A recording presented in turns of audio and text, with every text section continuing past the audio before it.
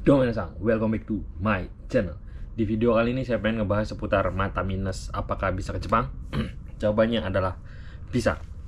Kenapa saya pengen bahas seputar mata minus dan buta warna ya? Karena sebenarnya ya untuk terkait permasalahan minus, buta warna dan lain sebagainya itu sebenarnya bukan peraturan perusahaan ya, tapi lebih ke peraturan atau kayak mengkategorikan calon karyawan itu dari rekrutmen yang ada di Indonesianya sebenarnya, setahu saya ya.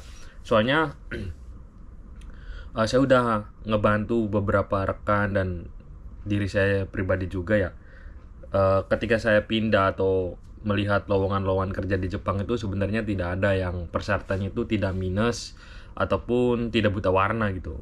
Ya mungkin dari hasil medical check up itu akan dikalkulasikan, bukan dikalkulasikan ya, kayak akan dinilai juga gitu oleh pihak imigrasi sebenarnya ya, yang menentukan kita layak atau enggak tuh, karena ada beberapa kategori orang yang tidak layak untuk bekerja di suatu perusahaan, seumpamanya kayak yang TBC, HIV dan lain sebagainya.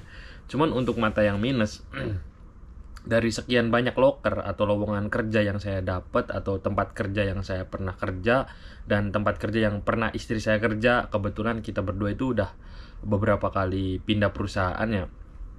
Jadi di Jepangnya sendiri itu untuk mata minus sebenarnya tidak masalah sama sekali. Saya ceritakan sebenarnya waktu awal mula datang ke Jepang saya itu udah minus 1,2 gitu kalau nggak salah ya, 1,2. Dan pas sekarang udah 6 tahun di Jepang itu mata kan otomatis semakin apa ya, semakin kabur gitu penglihatan, kayak nambah parah minusnya, dan sekarang tuh kurang lebihnya 1,7 mungkin.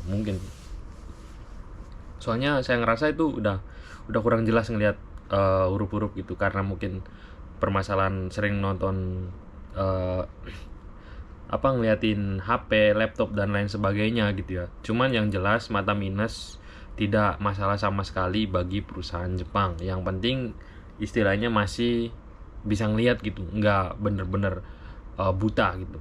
Bahkan minus sekalipun, minus parah sekalipun, perusahaan itu pasti bakal menyuruh kita pakai kacamata. Kayak saya nih ya, dulunya kan cuman minus 1,2, terus pas semakin kesini semakin parah, medical check up dokternya jelasin, kamu mau pakai kacamata enggak, kata. Eh, Soalnya ini udah udah digolongkan ke orang yang harus pakai kacamata, kata. Terus kata saya, nanti dulu deh, soalnya masih masih aman, kata saya tuh, masih daijobu tak bilang. Nah kayak gitu, dan pihak perusahaan pun itu tidak mempermasalahkan sama sekali. Terus yang kedua adalah buta warna. Buta warna sebenarnya, kalau buta warna itu berbagai macam ya, ada yang mau nerima, ada yang enggak. Kenapa? Karena ada beberapa pekerjaan yang benar-benar sensitif gitu ya, kayak benar-benar harus orang yang nggak buta warna ada. Tapi kaitannya dengan hal yang saya bahas hari ini, apakah bisa ke Jepang ya? Jawabannya bisa, karena banyak sekali jalur atau pekerjaan yang tidak sama sekali berkaitan dengan buta warna. Contohnya kayak pertanian di Jepang, itu kan nggak ada hubungannya sama buta warna, nggak mungkin kan kalau kita ngelihat satu ladang warnanya hijau tapi di mata kita warnanya merah gitu kan, nggak mungkin kan. Nah terus selain itu juga uh, ada lagi kaigo itu setahu saya buta warna nggak masalah sama sekali. Yang kadang sensitif sama buta warna itu kayak pabrik manufaktur, kayak permesinan, terus elektronik, apalagi ya, sebenarnya kayak percetakan juga itu pasti ngaruh. Soalnya kan percetakan itu mainannya kan sama printing atau dan lain sebagainya gitu ya, pasti ngaruh. Terus kalau pabrik manufaktur permesinan itu kan kayak kadang kita juga ngelihat warna-warna karat dari besi dan lain sebagainya, terus ada perkabelan apalagi yang anak-anak elektronik gitu ya, itu pasti ngaruh banget tuh. Cuman ya kalau garis besarnya apakah bisa ke Jepang mata minus dan mata buta warna, bisa. Jawabannya bisa, jangan pernah putus asa, masih banyak jalur. Pengolahan makanan juga bisa buta warna minus, pokoknya minus segede apapun bisa, yang penting kalian pakai kacamata itu aman, gak masalah sama sekali. Nggak kayak di Indonesia ya dipersulit. Cuman ya emang perlu kita akui bahwa sebenarnya yang menentukan dilarang tidak boleh mata minus, tidak boleh buta warna itu sebenarnya kayak pihak-pihak dari Indonesia hanya sih ya, kalau setahu saya. Pokoknya selama saya di Jepang jarang sih yang lihat postingan loker gitu ya.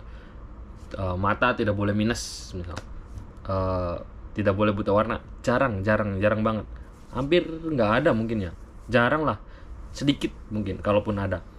Terus bedanya di Indonesia tuh kayak umur maksimal sekian, di Jepang tuh nggak ada. Mau kalian umur 36 sekalipun masih bisa kalau visanya Tokutegino. Magang pun sebenarnya bisa, cuman kadang ya yang rewel itu ya pihak di Indonesianya, bukan di Jepangnya. Oke, mungkin itu saja, mudah-mudahan video ini bermanfaat buat kalian semua yang matanya minus ataupun buta warna. Jangan putus asa, kalian usahakan semuanya bisa. Ingat, saya tekankan lagi, mata minus buta warna bisa ke Jepang, bisa. Saya Muhammad cabut, peace.